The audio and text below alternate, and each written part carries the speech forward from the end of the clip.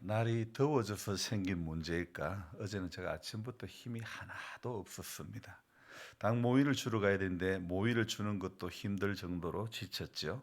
아무래도 병원에 가서 이 영양제라도 하나 맞아야 되지 않나 이런 생각이 들 정도로 갑자기 컨디션이 다운이 됩니다.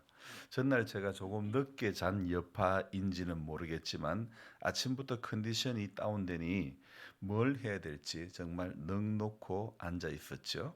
근데 시간이 지나갈수록 조금씩 회복이 되는데 아침과 같은 상황이었다면 정말 아무것도 할 수 없었을 것이며 동시에 매일 일을 나가시는 할머니들이 정말 대단하시다는 생각이 저절로 듭니다. 제가 힘들다고 느껴지는 순간 동네 일 다니는 할머니들이 어느새 저 안에 기준이 되는 거예요. 조금만 힘들면 저분들은 어떻게 저렇게 하지? 어떻게 저렇게 저 연세에 일을 할 수 있지? 이런 생각이 먼저 나죠. 며칠 전에 일을 하던 날 그분들이 식사하시는 것과 물을 마시는 것을 그 양을 보니 일에 비해서 너무 작은 양을 먹고 마시는 것을 보았습니다.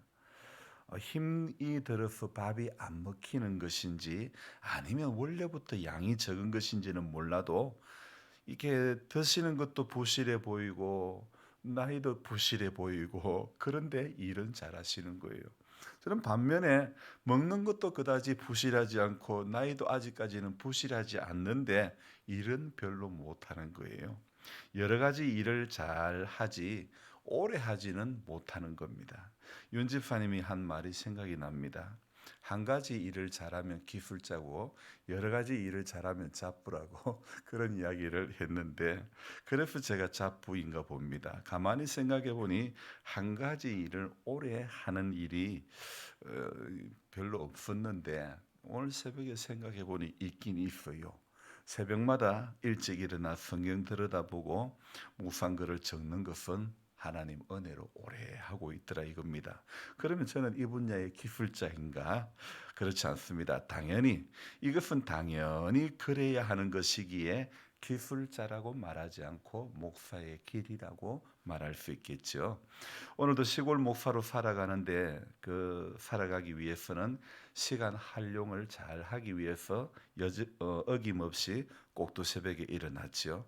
다른 목회자들이 생각할 수 없는 시간에 일어나는 것은 매일 해야 할 많은 일들을 감당하기 위해서는 그 시간부터 성경 읽고 글을 적어야 하기 때문에 일찍부터 서두를 수밖에 없었던 것이죠.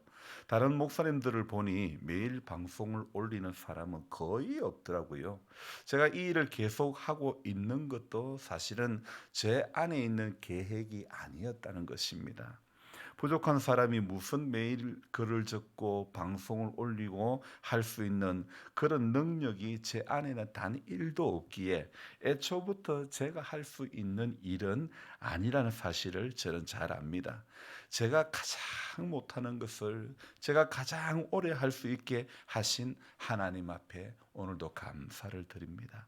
사도행전 7장에서 스데반이 설교를 하고 그리고 7장 말미에 스데반이 순교를 당하고 맙니다. 그런데 오늘 성경 읽기 본문 8장을 시작하면서 스데반의 죽음 앞에 마땅히 여기는 한 사람이 있죠. 바로 사울입니다. 그래서 오늘 시작을 어떻게 합니까?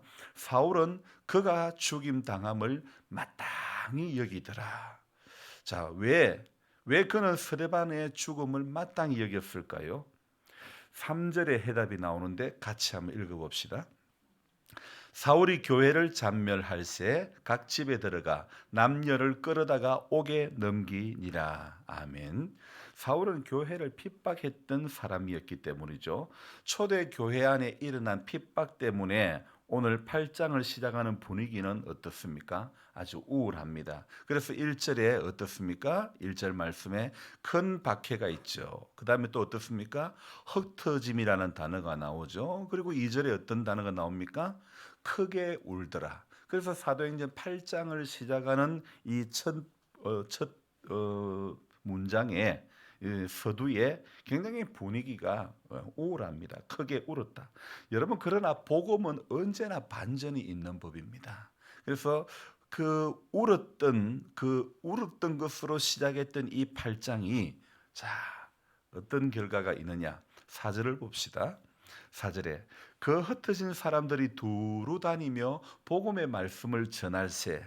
자, 그 과정에 흩어진 사람들이 핍박 때문에 흩어진 사람들이 두루 다니며 복음의 말씀을 전할세. 그리고 8절에 어떤 결과요? 끝에 그 성에 큰 기쁨이 있더라. 아멘. 여러분 서대반 순교로 말미암아 울음으로 시작된 8장이 흩어짐으로 두루 다니며 복음을 전했던 그 결과 큰 울음 대신 큰 기쁨을 선물로 이렇게 받게 된 거죠. 여러분 바로 이게 복음의 비밀이고 복음의 능력이겠죠. 근데 오늘 이 8장 우리 읽었던 1절부터 8절까지를 자세히 들여다보면 또 하나의 큰 비밀이 있습니다. 사울이 주도한 이 박해 조직들로 인해 교회를 완전히 말살시키려는 계획은 사울이 예수님을 만남으로 말미암아 놀라운 반전이 시작이 되는 거죠. 바로 이것이 사도행전에 나타나는 복음의 가장 큰 비밀이지 않을까 싶습니다. 제가 오랫도록 이런 시간에 본당에 나와서 성경을 읽고 글을 적게 된 것은 저로서는 솔직히 상상도 할 수 없었던 일이었죠. 그런데 하나님의 일하심은 복음의 비밀은 교회를 잔멸하려던 사울에게서 이방의 수많은 나라와 도시의 교회를 복음을 전하고 교회를 세우는 바울을 예비하셨던 것이죠. 어제는 사도행전은 성령으로 시작하는 기도로 시작하는 책이라고 말씀드렸죠. 그러나 오늘은 사도행전은 사도들이 박해로 흩어지게 되고 온 민족으로 결과는 복음이 전해지게 되고 그 결과 곳곳에 주님의 교회가 세워져 가는 그런 역사를 기록한 책이 바로 사도행전이라는 것입니다. 다시 한번 말씀드릴게요. 사도행전은 곳곳에 교회가 세워지는 것을 기록한 책이 사도행전이다. 이렇게 보셔도 되겠습니다. 울음으로 시작된 이 8장, 흩어짐으로 시작된 8장이었지만 교회를 무너뜨리려는 사탄의 총공세를 아주 실감나게 보여주고 있지만 결과는 사울이 바울이 되고 스데반의 순교는 분명 큰 울음이었지만 결과는 큰 기쁨으로 끝나게 되는 것. 바로 이것이 우리들을 구원하시는 하나님의 구원의 패턴이 구원의 방법이 이렇다는 것입니다.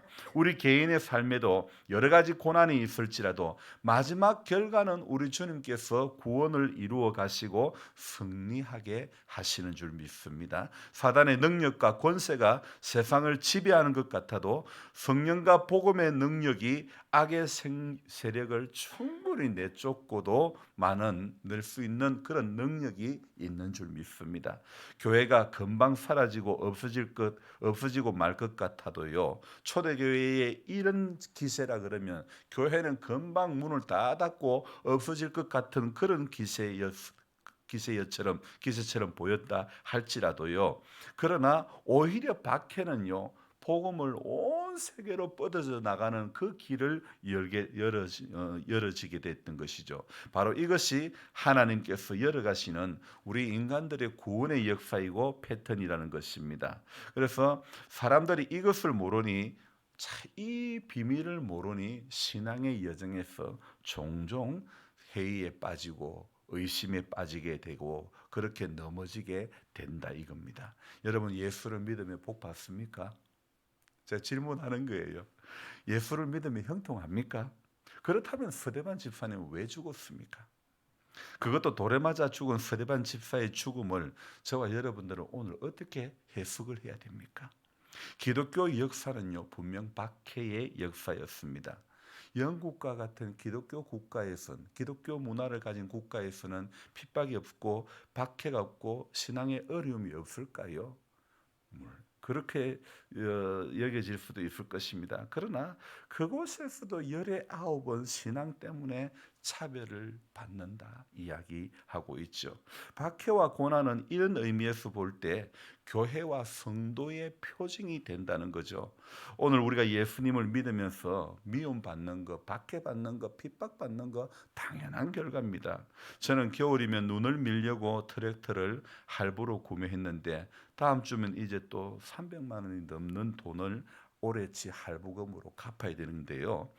1년 거치 7년 할부로 트랙터를 구매해서 눈을 치워드려도 나는 객지에서 들어온 사람이고 핍박을 받아야 하는 예수 믿는 사람이고 목사가 고마운 것은 아는데 핍박과 배척의 대상 가운데 경계의 요주의 인물 가운데 한 사람으로 취급을 받고 있죠. 전에는 사실 이런 부분이 좀 서운했습니다. 하지만 만약 우리가 예수님을 믿으면서 아무런 불이익을 당하지 않고 미움을 받지 않는다고 한다면 그것은 아마도 내가 복음의 색채를 하나도 드러내지 않고 있기 때문에 그런 결과라고 생각됩니다. 여러분 복음의 색채를 나타내려고 한다면 분명 사람들의 태도는 달라지고 마는 것입니다. 우리 예수님의 제자들은 복음대로 살았기 때문에 세상의 박해를 온몸으로 받았던 것이죠. 예수님께서 하신 말씀이 이런 말씀이 있습니다. 세상이 나를 미워했으니 너희도 미워할 것이다. 그 말씀. 자, 우리가 한번 기억해야 됩니다. 제가 할보내면서 제가 기름 써가면서 제가 눈을 밀어도 목사는 고마움의 대상이 되기보다는 배척의 대상이 되기가 더 쉽다는 것. 사도행전 14장 22절의 말씀에 이런 말씀이 있습니다. 제자들의 마음을 굳게 하여 이 믿음에 머물러 있어라. 권하고 또 우리가 하나님의 나라에 들어가려면 많은 환난을 겪어야 할 것이라. 여러분 하나님의 나라에 들어가려면 많은 환난을 겪어야 한다고 분명 말씀하고 있죠. 성도에게는 이런 고난이 있다는 것입니다. 만약 이 고난이 우리 인생사에 불필요한 그런 낭비의 시간들이라면 하나님께서는 저와 여러분들의 인생 가운데 고난을 결코 허락하시지 않았을 것입니다. 고난을 보내실 만한 이유가 전혀 없었겠지요. 여러분 세상에 피할 수 없는 것들이 많이 있습니다. 그 중에 하나가 바로 고난이라는 것입니다. 그러나 그 고난은 모든 면에서 성도의 인생 가운데 성도의 신앙의 여정 가운데서 모든 면에서 고난은 유익이 된다는 것입니다. 그것이 바로 성경이 우리에게 가르쳐주는 관점이라는 것입니다. 아무리 부유하고 근심이 없어 보일 것 같은 사람도 세상 사는 게 마냥 행복한 거 아닙니다. 반대로 가난하고 근심에 걱정에 붙들려 살아도 그래도 일상에서 소소한 행복을 누리는 사람도 많이 있음을 우리는 기억해야 합니다. 세상이 똑같다면 힘들게 살아온 내 인생과 뭐가 달라지겠습니까? 여러분 기억하십시오. 세상에서 누리는 천 가지 만 가지 행복은 하늘에서 누리는 한 가지 행복보다 못하다는 사실을 오늘도 기억해야 되는 것입니다. 왜 누가는요 오늘 1절 끝에 이렇게 기록하고 있을까요? 이 1절 말씀에 이 유대와 사마리아와 모든 땅으로 흩어진다. 여기에 이 1절을 보면 생각나는 구절이 없습니까? 바로 사도행전 1장 8절에 예수님이 승천하시기 전에 하신 말씀, 예루살렘과 온 유대와 사마리아와 땅끝까지.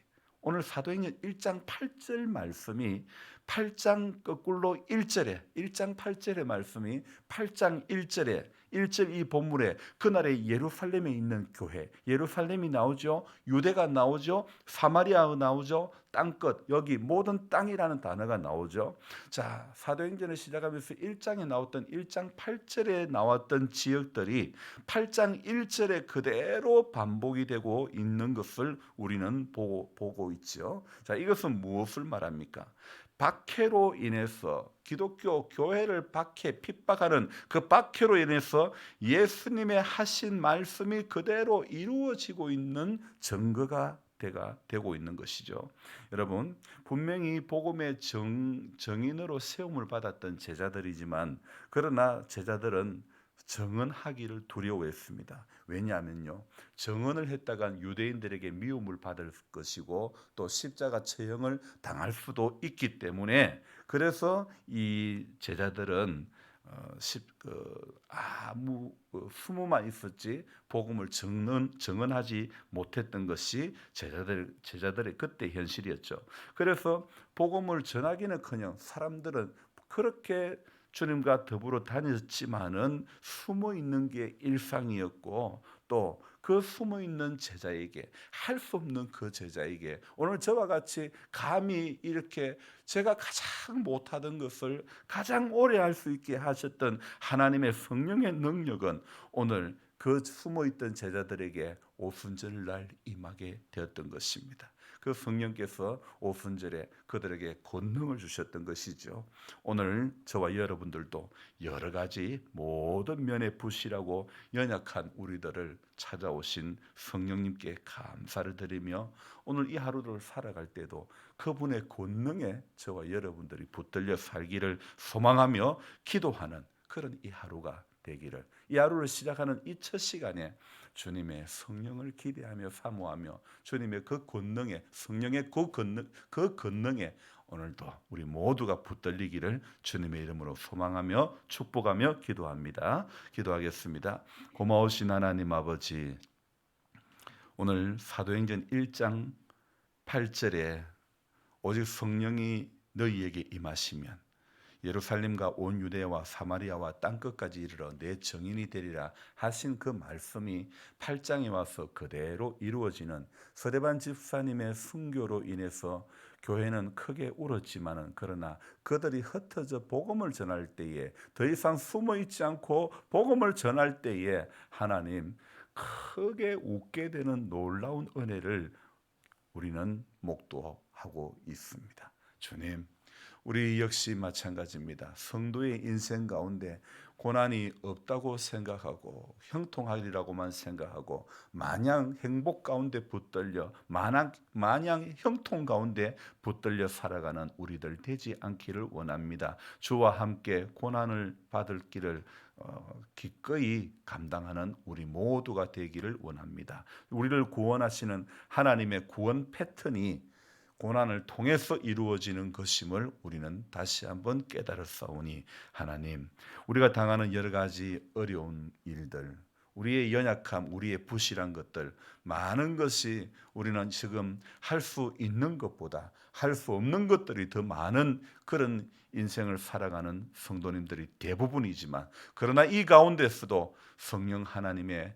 함께 하심을, 내주하심을 기도하며 기억하며 간구할 때에 우리로서는 할 수 없는 많은 일들을 주님은 하나씩 오늘도 이 연약함에도 이 부실함에도 우리로 하여금 감당할 수 있는 힘과 능력을 주실 줄 믿습니다. 약할 그때가 곧 강함이라고 우리 주님 말씀하셨던 것 오늘도 기억하게 해주시고, 연로하셔서 정말 힘이 없고 정말 넘어질 수밖에 없고 정말 주저앉을 수밖에 없고 예배당에 걸어오는 것조차도 힘들고 이 언덕을 올라오는 것조차 너무너무 힘이 들지만은, 그러나 새벽을 깨워주신 데는 약한 우리들이 성령의 능력을 받기를 사모하며 그리스도와 동행하는 자가 되기를 소망하며, 주님이 올라가셨던 골고다 언덕길처럼 주님 예배당 올라오는 길이 너무 힘들고 어렵지만은, 그러나 한 걸음 한 걸음 주 예수와 함께 날마다